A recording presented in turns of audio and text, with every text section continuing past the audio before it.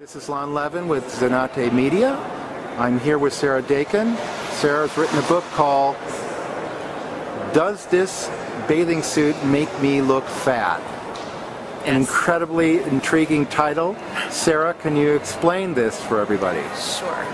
About almost 3.5 to 4 years ago, I weighed almost 400 pounds. And I have lost 175 pounds in that time. And the book title is actually somewhat a take on with some humor because, of course, I am on the beach of Jamaica in a bathing suit at almost 400 pounds, asking the question, does this bathing suit make me look fat? Which is sort of redundant because, of course, I looked morbidly obese. So in this journey that I've gone on in the last 3.5 years, I have learned a lot about myself and about the process of weight loss in general. And I wanted to write a memoir about my story, more importantly, not just to discuss the how-tos of weight loss, because I think the market's inundated with that kind of information. People can go to Weight Watchers and they can get all sorts of information about, how to measure things and how to count their points and how much exercise they should be participating in. But it's really about changing your mind if you want to have long-term success in weight loss. So I was more interested in the journey of getting there, but also how to maintain it. And I think that's the hardest part of the journey, as a matter of fact, which is why most people gain it back. How did you come to start thinking about wanting to lose the weight? Well, I had all the natural and I guess supposed things that most people talk about in terms of weight. I had some constant chronic back pain. I had difficulty even any remedial exercise I was not able to do. I had difficulty just standing for extended periods of time. My feet would ache. The impetus for me doing it really was physical reasons. I didn't have all of the other precursors of high blood pressure or diabetes. There were no acute health reasons why I needed to do this. But I was in chronic, constant pain as a result of carrying all this excess weight around.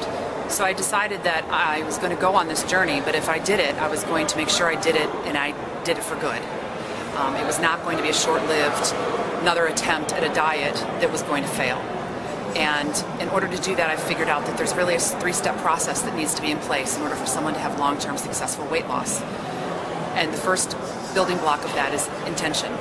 So when people are making a decision to change their lives, and it could be weight loss or in any other area, in fact, you have to really visualize yourself as already having completed the goal and see yourself as the person that you know that you can be. And with that building block in place, you can then make the decision, which is necessary, to have a very conscious and daily decision-making process that you're going to be unfettered by any kind of temptations and undeterred in the process.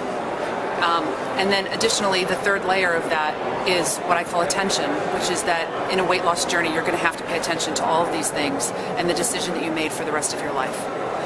So with these 3 building blocks in place, I think people can have long-term success with weight loss, but without it, I think that this is why people are doomed to failure, because diets don't actually work, and it's because the headspace has not changed, and the details are really only ancillary to the real foundation, which needs to be built first. Interesting.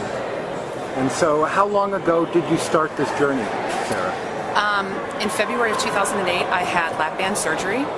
Oftentimes when I tell people I had bariatric surgery, they sort of roll their eyes like, oh, of course you had surgery, so that's why you lost all this weight, which I often find kind of humorous because bariatric surgery is certainly not the answer, and if it were, most people who had it wouldn't gain it back. That's right. I heard that some people actually don't lose weight. Many people don't lose weight, and I think that that's also, again, can be attributed to the fact that their headspace hasn't changed. So they haven't really adopted these principles that I was just speaking about.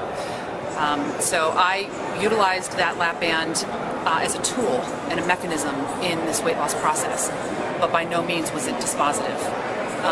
It was not the quick fix, and it was not the answer to my weight loss journey. It just wasn't.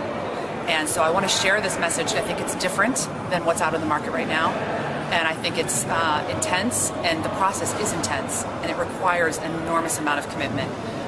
And a lot of people want a quick fix, and it's just a life change is not a quick fix. It's something that has to be maintained over time. So it's a lot of it is emotional, and I imagine you have to do some digging into your psyche as to why you would even allow yourself to get into a situation like that. Absolutely. I had been working with an eating disorder psychologist for 2 years before I decided to have the lap band surgery. And digging deep was one of the things that I thought really helped me in this process. I cleaned out a lot of cobwebs, and I think that you have to do that first. But I also think that as you recognize these 3 principles that I've discussed, and I call IDA, you can do those things congruent with the weight loss as well. So in other words, a lot of times I used to think in the past that unless I had figured all of this stuff out from my childhood pains and my parents' ugly divorce, and if I hadn't figured all that out, I wasn't going to be able to do it. I think you can participate in the journey while still working on those issues at the same time. But yes, you're going to have to dig deep. You're going to have to do that. Yeah, okay, so I agree with you there because I've been through my own journeys and I know that you're constantly learning about yourself. So you're here and you're looking to show publishers what a great piece of work you've done, which I think the title itself is amazing. Thank you. So the book probably follows and is just as amazing. And is there anything else you want to say about it? Or are you on Twitter? Do you have a Twitter handle where people can follow you? Not yet, but I will very, very soon. So look for me on Twitter and Facebook as well. I also am going to be starting a blog, and I have a website that I'm also going to is in development. So my plan is to actually use the book as a platform to develop a business in weight loss coaching. I'm already working with my bariatric surgeon and speaking for him on a regular basis, and we're going to be traveling around and doing some conference work together as well. So I'd like for my niche to not just be bariatric patients, because I think that these principles could apply to anyone who's been on this weight loss battle. But certainly I think the bariatric patients in particular, I can relate to my story just because they've also experienced the surgery. That's great. Okay, so this is Does This Bathing Suit Make Me Look Fat? Right. By Sarah Daken. Yes. She's